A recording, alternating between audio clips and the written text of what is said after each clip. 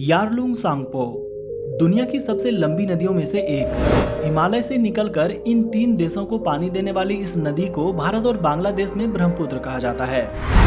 नवंबर 2020 में चीन ने इस नदी पर मानव इतिहास का सबसे बड़ा बांध बनाने का ऐलान किया। चीन के इस फैसले से भारत और बांग्लादेश तनाव में हैं, क्योंकि भारत और बांग्लादेश की जरूरत पानी है।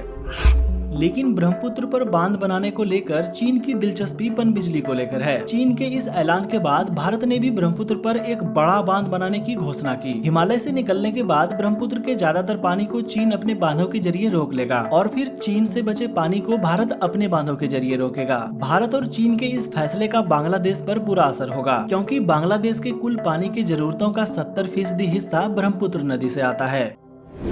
मतलब साफ है कि ब्रह्मपुत्र बांग्लादेश की जीवन रेखा है। ब्रह्मपुत्र को लेकर ये राजनीतिक लड़ाई जलवायु को बुरी तरह प्रभावित करेगा, खास तौर पर नदी के निचले हिस्से पर बसे बांग्लादेश को। बांग्लादेश में कुछ पानी तीस्ता नदी से भी आते हैं, लेकिन गर्मियों के मौसम में ये पूरी तरह सूख जाते हैं।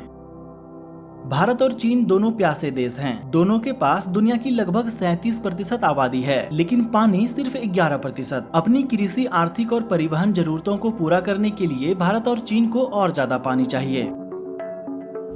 सूखे से जूझ रहे उत्तरी चीन की प्यास बुझाने के लिए चीन ने दक्षिण के पानी को बांध बनाकर उत्तर की तरफ मोड़ा है। 356 गीगावाट बिजली बनाने के लिए चीन ने अपनी नदियों पर दर्जनों बांध बनाए हैं। दूसरी तरफ भारत भी अपनी कृषि और परिवहन जरूरतों को पूरा करने के लिए नदियों को जोड़ने की बड़ी परियोजना पर काम कर रहा है। भारत भी अपने बांधों से 50 गीगावाट बिजली पैदा करता है।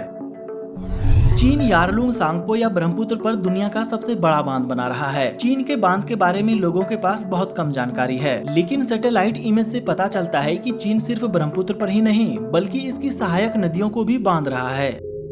दरअसल चीन पानी को हथियार के तौर पर इस्तेमाल करना चाहता है। जरूरत पड़ने पर वो भारत, भूटान, नेपाल और बांग्लादेश जैसे निचले इलाकों में बसे देशों का पानी रोक सकता है। इस पॉलिटिकल लड़ाई में करोड़ों लोगों की प्यास बुझाने वाली ब्रह्मपुत्र नदी दम तोड़ सकती है। अगर चीन को नहीं रोका गया तो भविष्य में धरती का एक बड़ा हिस्सा सूखे की भयानक मार झेलेगा।